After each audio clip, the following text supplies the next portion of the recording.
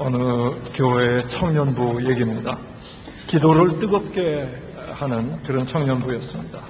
그 청년들을 모일 때마다 대학생인 청년들은 자기 학업을 위해서 기도했습니다. 또 이제 졸업을 앞둔 청년들은 취업을 위해서 열심히 기도했습니다. 또 청년들은 다 이제 곧 결혼을 앞두고 있는 결혼 정년기가 가까우고 있기 때문에 배우자들을 위해서도 열심히 기도를 했습니다. 청년부가 세상에 물들지 않고 영적으로 날로 발전할 수 있도록 그렇게 뜨겁게 기도하는 청년부였습니다. 이렇게 기도를 마음을 모아서 같이 기도를 하다 보니까 하나님의 응답도 풍성히 주어졌습니다. 그 응답의 간증들을 나누면서 정말 은혜 속에서 서로 뜨겁게 기도하는 그런 청년부였습니다. 어느 날 청년부를 지도하시는 전도사님이 청년들의 기도의 폭을 좀 넓혀야 되겠다 이런 생각으로 이렇게 지도를 했습니다. 그동안 우리의 기도는 너무 이기적인 관심에 매여 있었던 것 같습니다. 앞으로는 기도할 때 자신들만을 위해서 기도하지 말고 자신의 영역을 넘어서서 기도하는 데 힘써야겠습니다. 예컨대 부모님을 위해서 기도하시기 바랍니다. 또 국가와 민족을 위해서도 기도하실 수 있길 바랍니다. 이렇게 이제 기도의 방향을 좀 폭넓게 지도했습니다. 청년들은 전도사님의 지도를 받아서 기도의 폭을 넓히는데 무진 애를 썼는데 의외로 쉽지 않음을 느꼈습니다. 돌아가면서 기도하던 중에 한 자매의 차례가 되었습니다. 그 자매는 이렇게 기도했습니다. 하나님, 그동안 저는 너무 자신만을 위해서 기도했습니다. 특히 부모님을 위한 기도를 소홀히 했음을 용서하여 주옵소서. 오늘은 저의 부모님을 위해서 기도합니다. 제 부모님에게는 무엇보다도 좋은 사위가 필요합니다. 좋은 사위를 부모님께 허락해 주옵소서. 좀 우스운 얘기지만 이 얘기 속에 우리의 기도 모습이 담겨져 있지 않는가 그런 생각을 해봅니다. 어제부터 매일 성경 묵상 본문이 골로새서로 바뀌었습니다. 골로새 교회는 바울이 세운 교회가 아닙니다. 바울은 골로새에 간 적도 없습니다. 골로새 교회는 아마도 오늘 본문 7절에 나오는 에바브라가 전도해서 세운 교회가 아닌가 그렇게 학자들은 결론 짓고 있습니다. 그럼에도 골로새 교회에 이단의 가르침으로 말미암아 문제가 생겼을 때 에바브라가 아니라 바울이 서방전과도 같은 그런 편지를 써서 그 문제를 바로 잡습니다. 그 편지가 바로 골로새서인 것입니다. 골로새서를 읽어보면 바울이 골로새 교회를 상세히 알고 있고 골로새 성도들을 아주 사랑하고 있음을 느낄 수가 있습니다.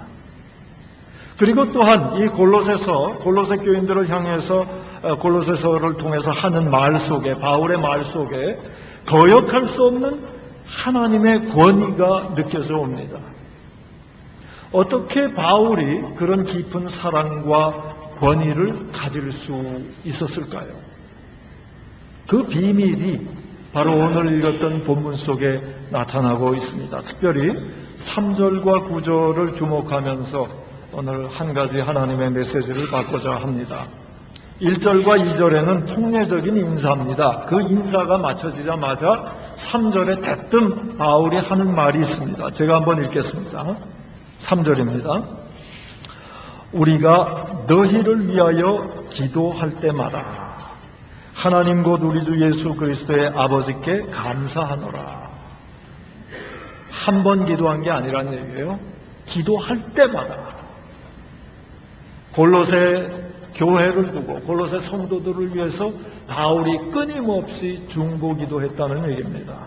9절 말씀을 한번 같이 읽겠습니다. 9절 같이 봉독합니다. 이로써 우리도 듣던 날부터 너희를 위하여 기도하기를 그치지 아니하고 구하노니 너희로 하여금 모든 신령한 지혜와 총명에 하나님의 뜻을 아는 것으로 채우게 하시고.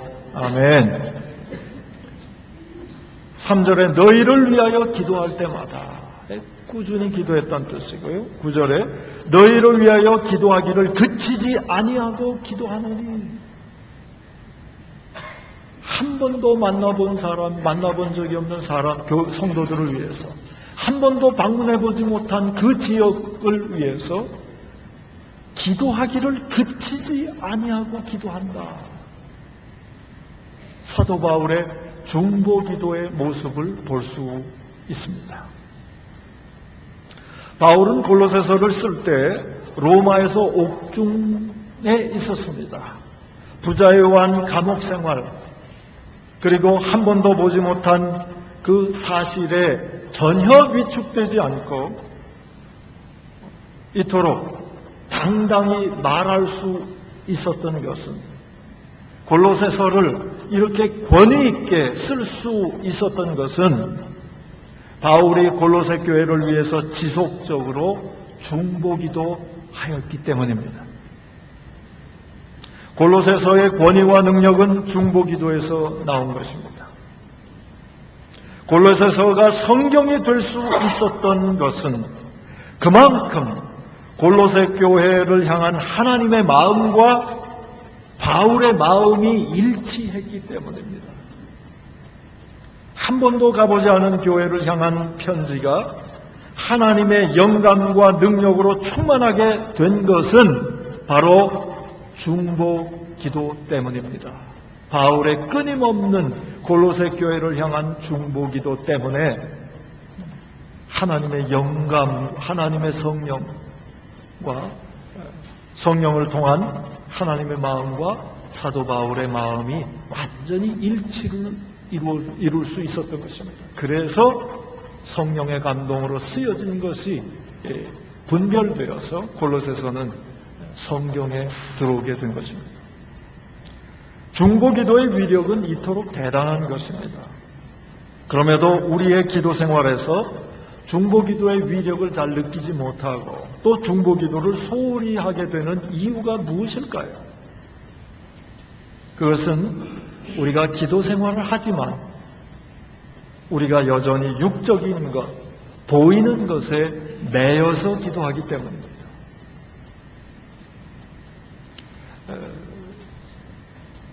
기도를 많이 한다고 다 영적인 것은 아닙니다. 또 기도에서 눈에 보이는 결과가 시원시원하게 일어난다고 영적으로 깊다고 표현할 수 없습니다. 기도를 많이 하더라도, 그리고 기도의 응답이 많이 일어난다 하더라도 내가 느낄 수 있고 볼 수 있는 것만을 기도의 대상으로 삼는다면 그것은 영적인 범위가 좁은 것입니다. 그런 기도는 아직도 자기의 육을 완전히 벗어나지 못한 기도이기 쉽습니다.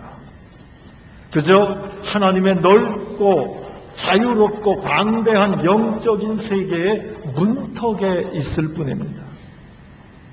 하나님은 내 감각, 내 이해의 범위를 넘어서신 분이라는 것을 정말로 인정할 때 비로소 우리의 중보기도의 폭은 넓어지기 시작하는 것입니다.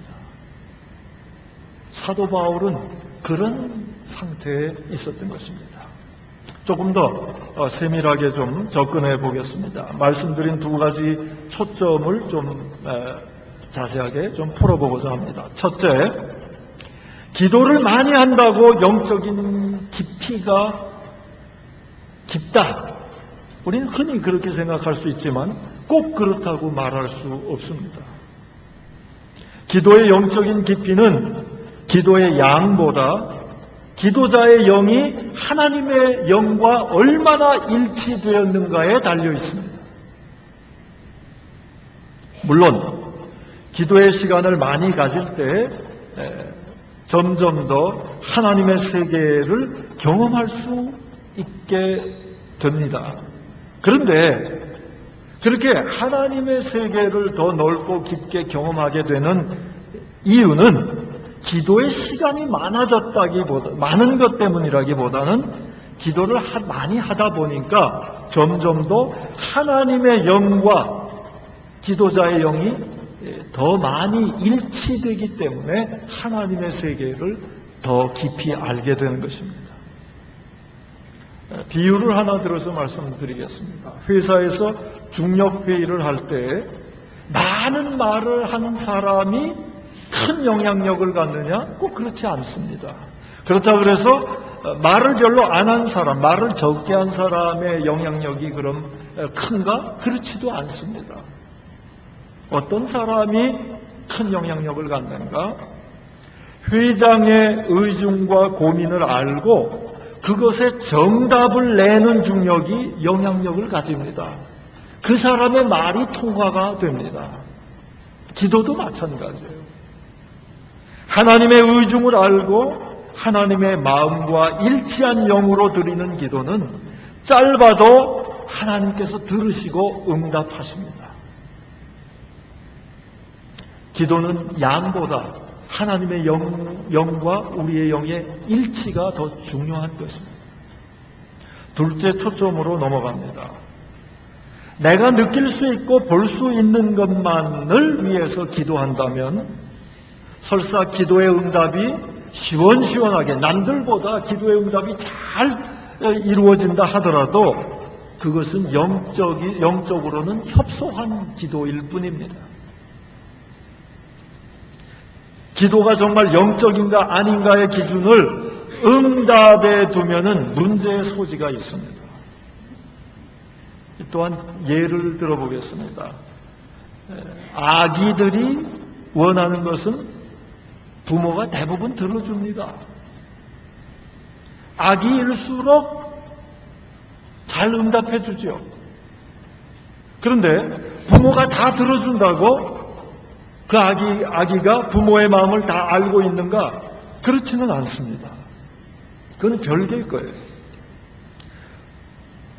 아기가 부모의 마음을 잘 헤아려서 들어줬다기보다는 아기이기 때문에 들어준 것입니다. 기도도 마찬가지입니다. 기도의 응답이 시원하다고 영적으로 깊어졌다고 판단하면 잘못된 판단이기 쉽습니다. 그럴 수도 있고 안 그럴 수도 있습니다.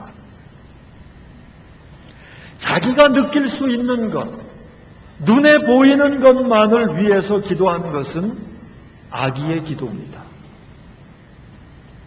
필요한 것입니다. 그러나 성숙한 기도는 아닙니다. 하나님이 정말 내 감각의 세계를 넘어서는 분이라는 것을 믿는다면 우리의 기도는 지금 자기가 감각할 수 없는 것을 위한 기도, 결과가 보여질 수 없는 기도, 이런 기도를 오직 하나님만 믿고 기도하게 됩니다. 중보기도는 대부분 우리가 그렇게 감각할 수 있는 기도 제목들이 아닙니다. 그리고 그 결과를 빨리 볼 수 있거나 그 결과를 자기가 꼭 볼 수 있다는 보장이 없습니다. 그게 중보기도의 기도 제목들의 특징이죠. 그러나 사랑과 긍휼이 많으신 하나님, 전지전능하신 하나님, 시간과 공간을 초월하신 그 하나님이 이 기도를 들으실 것이다. 하나님이 이 기도를 원하신다. 그런 생각으로 내 감각과 내 생각을 넘어서서 우리가 기도하게 될 때 하나님께서는 우리를 영적인 세계, 더 넓은 영적인 세계로 인도하시는 것입니다. 이것이 중보기도의 세계인 것입니다. 오늘 본문에는 바울이 한 번도 보지 못한 골로새 성도들을 위하여 때마다 시마다 기도한 것을 우리가 발견하게 됩니다. 골로새 성도들에 대한 바울의 자기의 감각으로 기도한 것이 아닙니다.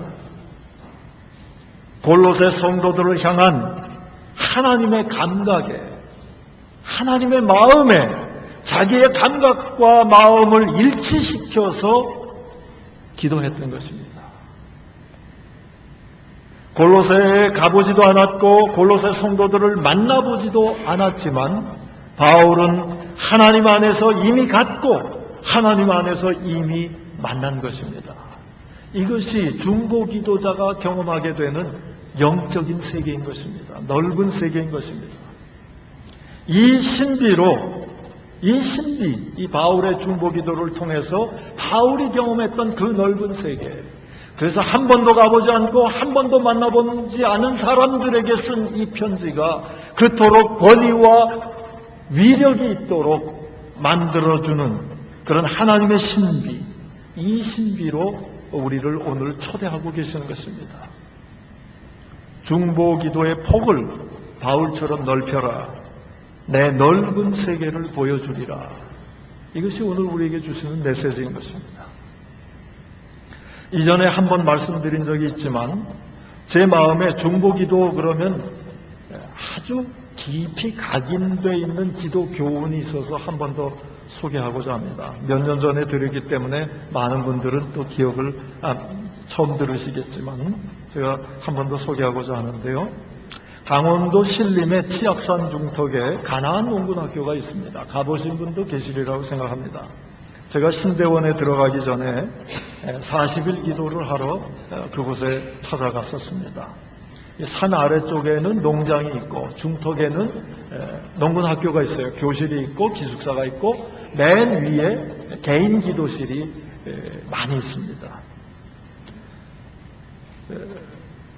그 개인 기도실들이 있는 그 윗부분, 가나안 농군학교 윗지역을 그 산길을 타고 쭉 올라가면 맨 위에, 맨 꼭대기에 가나안 농군학교의 창시자인 김용기 장로님의 기도실이 있습니다. 그런데 그 기도실 입구에 쓰여져 있는 글씨는 제가 그때 사진을 찍어 놓은 듯한, 머릿속에 사진이 찍혀 있는 듯한 게 지금도 생생히 떠오릅니다. 그 기도실은 이렇게 지하로 파져 있어요. 그런데 그 기도실로 들어가는 입구 문 위에 이런 기둥이 있고 문 위에 이렇게 그 장식이 있는데 거기에 이런 말씀이 기록되어 있습니다. 8글자입니다. 조국이여 안심하라. 그렇게 그 글씨가 있습니다.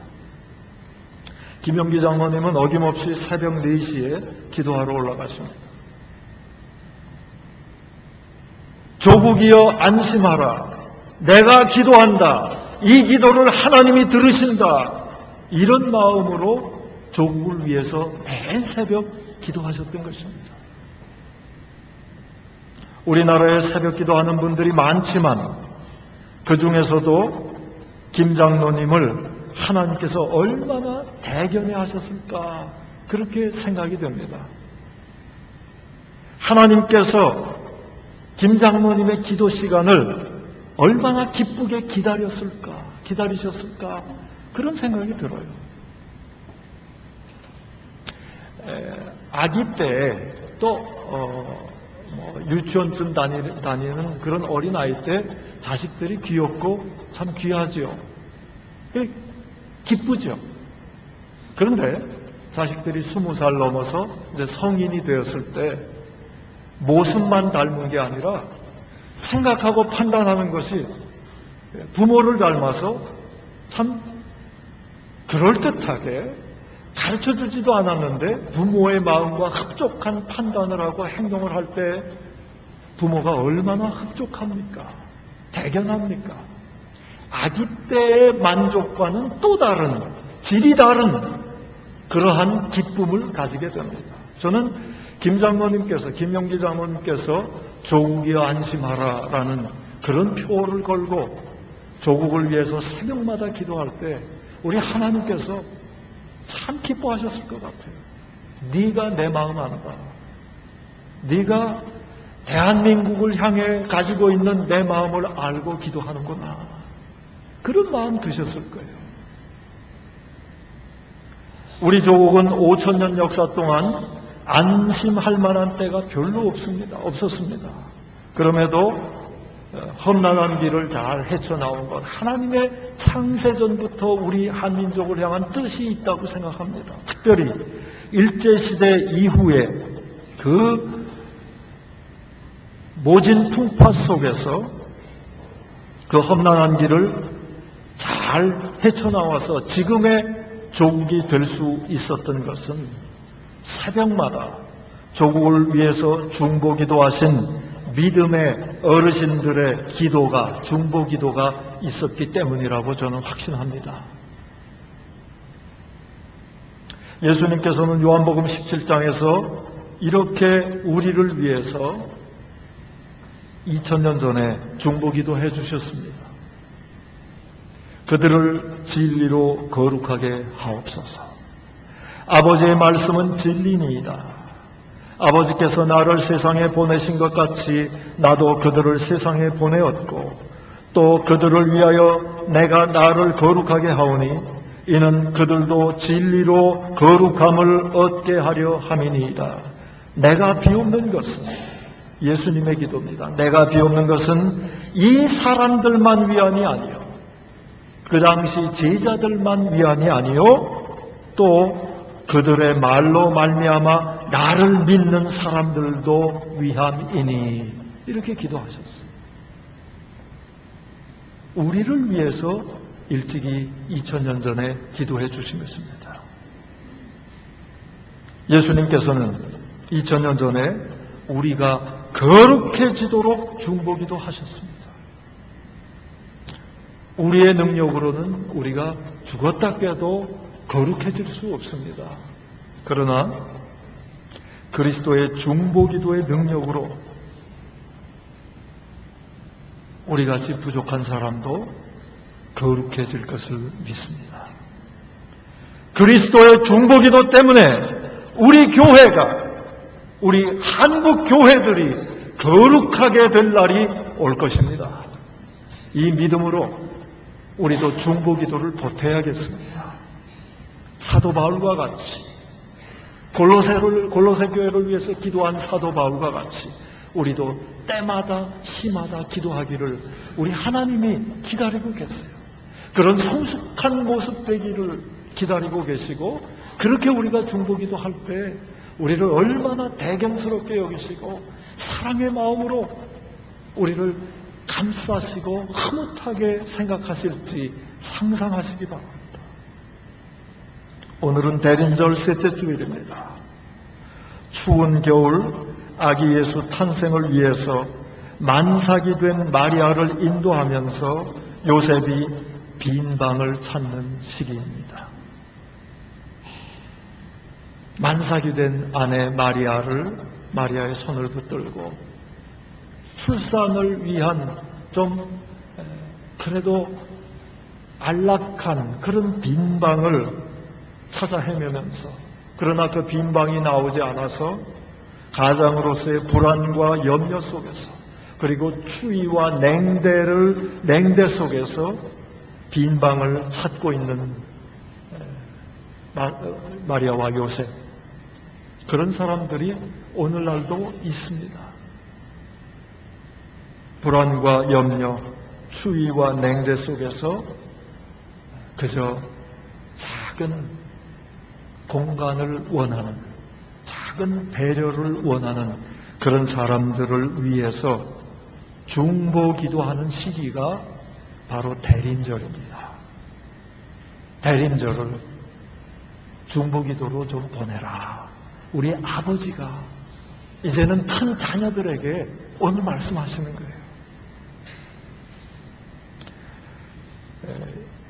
설교 후에 부를 찬송이 주여 우리를 불쌍히 여기소서라는 가사입니다. 이 기도는 2000년 교회 사상 가장 많이 드려졌던 기도이고 불려졌던 찬송입니다. 여기에 보면 가사가 참 의미심장해요. 주여 나를 불쌍히 여기소서. 그렇게 기도하지 않았어요. 우리를 불쌍히 여기소서. 옹졸한 나를 불쌍히 여겨소서. 옹졸한 나. 기도한다고 하지만 결국은 나를 위해서 기도하고 그저 내 가족 정도 내 일을 위해서 기도하는 나 같은 존재를 불쌍히 여기소서 뿐만이 아니라 빈 방을 찾지 못하고 불안과 추위 속에서 길거리를 헤매는 사람들 하나님이 불쌍히 여기시는데 하나님이 긍휼을 베푸시고 싶어 하시는데 그분들을 불쌍히 여겨주소서. 우리를 불쌍히 여겨주소서. 그런 기도예요. 대림절에 우리가 이 기도를 드리면서 마리아와 요셉처럼 작은 공간을 찾는 사람들을 위해서 같이 중보기도 하는 하나님이 기뻐하시는 그런 사람들 다 될 수 있기를 축원합니다. 기도하겠습니다.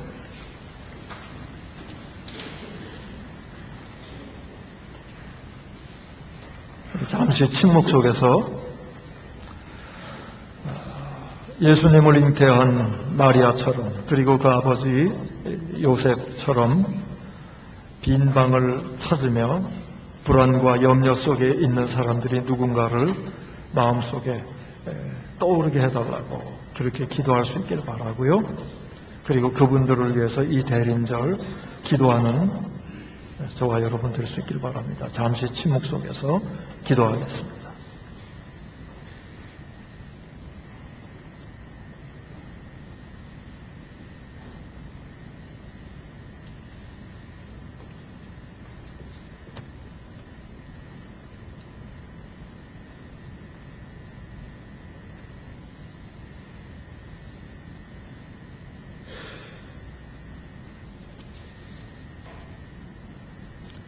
아기 예수 오심을 정성으로 기다리는 대림절이지만 연말 연시를 맞이해서 분주하게 들떠서 지내고 세상 풍조 따라 지내는 저희들을 불쌍히 여겨 주시옵소서.